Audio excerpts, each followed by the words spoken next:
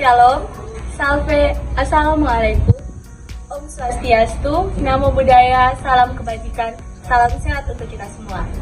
Kami dari kelompok 9 akan mempresentasikan tentang 7 perumusan masalah kebijakan kesehatan.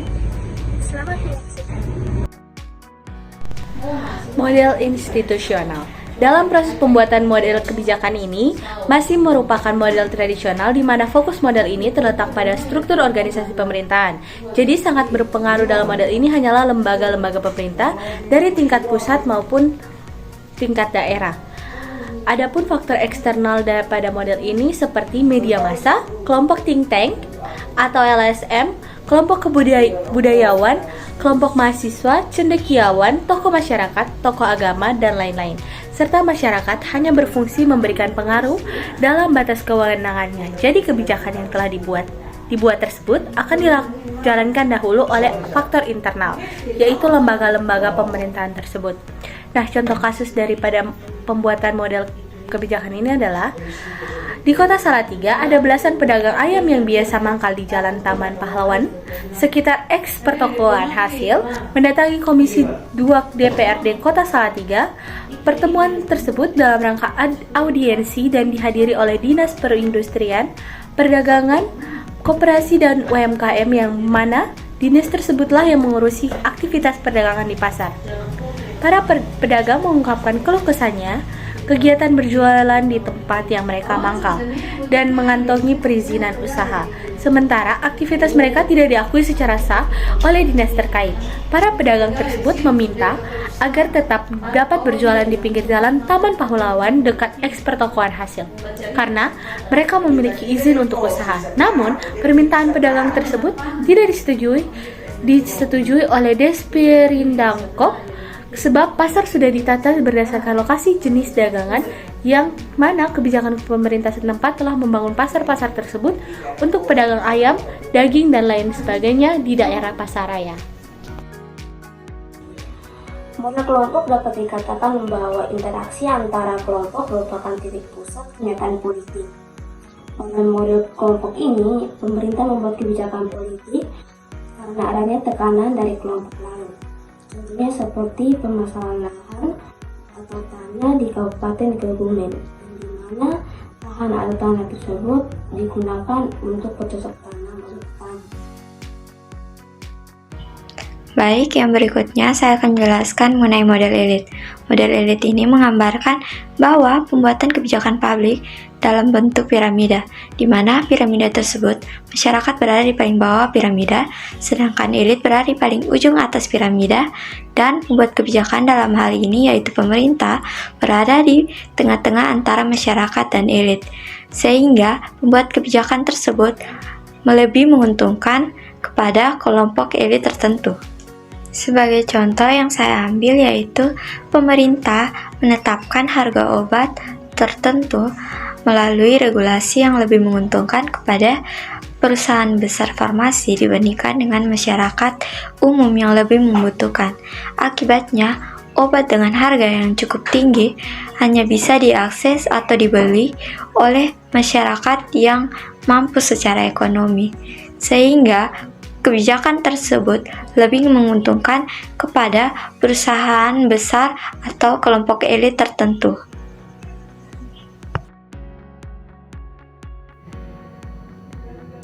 Kata rasional memiliki arti pemikiran yang logis, baik, dan juga masuk akal. Maka dari itu, model rasional merupakan model yang dalam pengambilan keputusan melalui prosedurnya mengajak pada alternatif yang paling efisien dari pencapaian tujuan kebijakan yang ditekankan pada penerapan rasionalisme dan positivisme. Artinya bahwa dalam membuat suatu kebijakan dilakukan secara logis dan terstruktur, di mana pembuat kebijakan mengambil keputusan dengan memilih opsi terbaik setelah mempertimbangkan semua pilihan secara detail. Maka dari itu, model ini juga dikenal sebagai model rasional komprehensif, yang dimana proses perumusan kebijakan publik akan membuahkan hasil yang baik apabila didasarkan pada proses pemikiran secara rasional yang didukung oleh data maupun informasi yang lengkap atau komprehensif. Tahapan dari model rasional ini sendiri meliputi yang pertama, identifikasi masalah secara objektif melalui data. Yang kedua ialah menetapkan tujuan yang jelas dan terukur. Yang ketiga ialah menganalisis alternatif solusi beserta konsekuensinya. Yang keempat, memilih solusi terbaik berdasarkan efisiensi dan juga efektivitas. Dan yang kelima ialah mengimplementasikan dan mengevaluasi kebijakan. Contoh kebijakan dari model rasional komprehensif sendiri ialah kebijakan vaksinasi HPV gratis pada tahun 2024 untuk mencegah kanker serviks, di mana kanker serviks merupakan penyebab kematian nomor 2 pada wanita di Indonesia, yaitu sekitar 9.000 kasus per tahun. Cakupan vaksinasi HPV di tahun 2023 itu hanya sekitar 15%. Cakupan ini masih jauh sekali di bawah target WHO, yaitu sekitar 90%. Tahapan model rasional dalam kebijakan ini yaitu yang pertama, mengidentifikasi masalah. Rendahnya cakupan vaksinasi HPV dikarenakan harga vaksin yang terlalu mahal, yaitu sekitar 1-2 juta per dosis di pelayanan kesehatan swasta, dan juga kurangnya sosialisasi akan vaksin HPV tersebut. Selain itu, ada pula data yang menunjukkan bahwa sekitar 70% kasus kanker serviks terdeteksi pada stadium lanjut. Yang kedua ialah tujuan dari pembuatan kebijakan, yaitu tujuannya untuk mencapai cakupan vaksinasi HPV sekitar 95% untuk anak perempuan usia 11-15 tahun. Selain itu juga, tujuan dari kebijakan ini yaitu untuk menurunkan insiden kanker serviks sekitar 50% di tahun 2030 mendatang.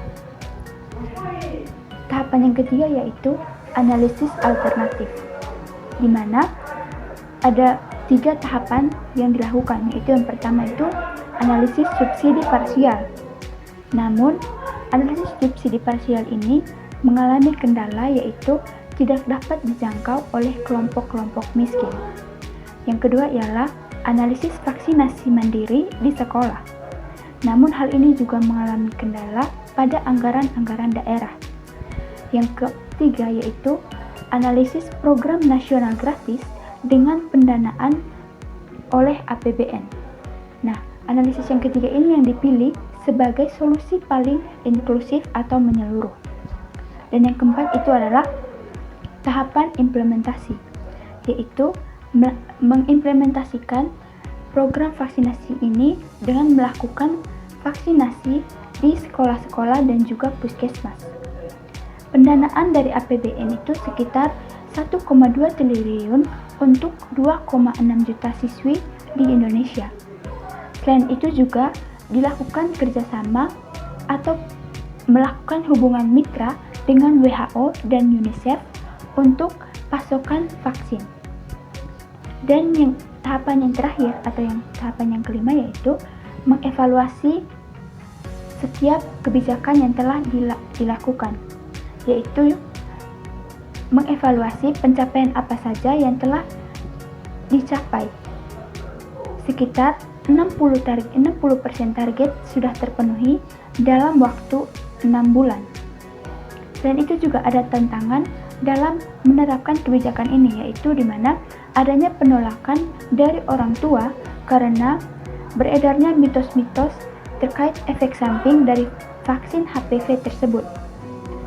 Hal ini dapat ditanggulangi dengan melakukan edukasi terhadap masyarakat terkait dengan vaksin HPV tersebut.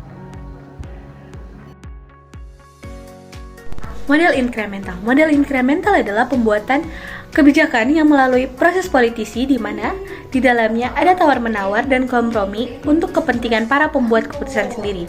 Nah, dalam model inkremental ini ada yang namanya incrementalism. Dalam incrementalism ada terbagi dari atas 4, yaitu yang pertama, menilai alternatif secara tidak komprehensif, tetapi memusatkan perhatian hanya pada kebijakan yang berbeda secara inkremental.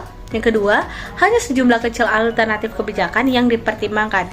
Yang ketiga, setiap alternatif kebijakan hanya sejumlah kecil konsekuensi akibat-akibat kebijakan yang terbatas saja yang dinilai.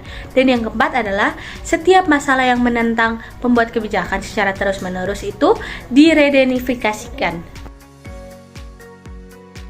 Baik, yang berikutnya saya akan menjelaskan mengenai model sistem.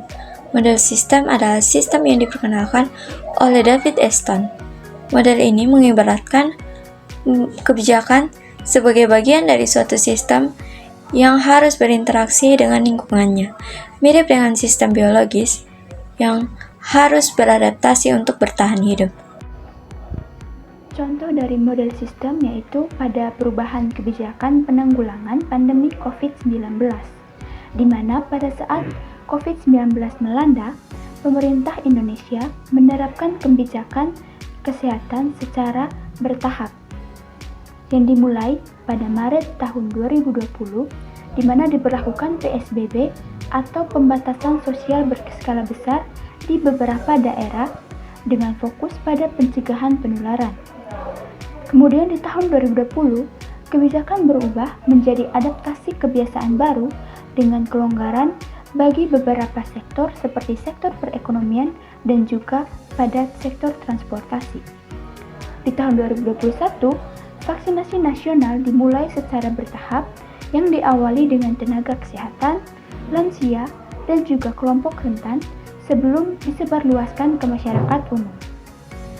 Dan yang terakhir itu di tahun 2022, di mana pemerintah mulai menerapkan transisi dari pandemi ke endemi dengan relaksasi aturan perjalanan dan aktivitas sosial.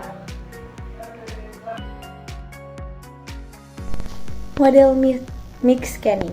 Model ini merupakan kombinasi dari model rasional dan model inkremental.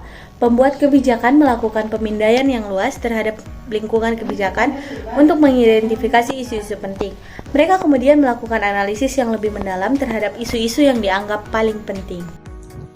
Model mix scanning ini berusaha menyeimbangkan antara perencanaan yang ideal atau rasional dan fleksibilitas dalam implementasi atau inkremental. Contohnya seperti adanya transportasi publik di Jakarta.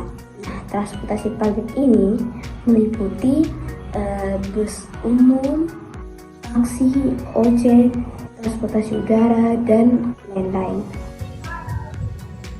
Model mix scanning ini juga cocok digunakan dalam situasi yang kompleks di mana keputusan besar harus dibuat secara rasional namun tetap fleksibel dalam mengimplementasikannya. Contoh dari model mix scanning yaitu pada implementasi Sistem Jaminan Kesehatan Nasional atau JKN. Yang pertama ialah melakukan analisis komprehensif menggunakan model rasional komprehensif. Sebelum JKN diterapkan pada tahun 2014, pemerintah telah melakukan kajian mendalam sejak tahun 2004 terkait dengan jaminan kesehatan secara universal. Kajian ini mencakup studi kelayakan, pembiayaan, regulasi, serta dampaknya terhadap masyarakat dan tenaga kesehatan. Yang kedua ialah implementasi secara bertahap dengan menggunakan model sekremental, di mana di tahun 2014 JKN mulai diberlakukan dengan mengintegrasikan program kesehatan yang sudah ada seperti Askes, Jamkesmas, dan juga Jamsostek. Di tahun 2018, penyesuaian tarif iuran dilakukan untuk menyesuaikan dengan kebutuhan anggaran. Pada tahun 2020, evaluasi dan revisi dilakukan termasuk dengan kebijakan kenaikan iuran dan juga digitalisasi layanan. Dan yang terakhir di tahun 2020 hingga 2023, kebijakan integrasi layanan kesehatan daerah dengan BPJS semakin diperkuat hingga sekarang.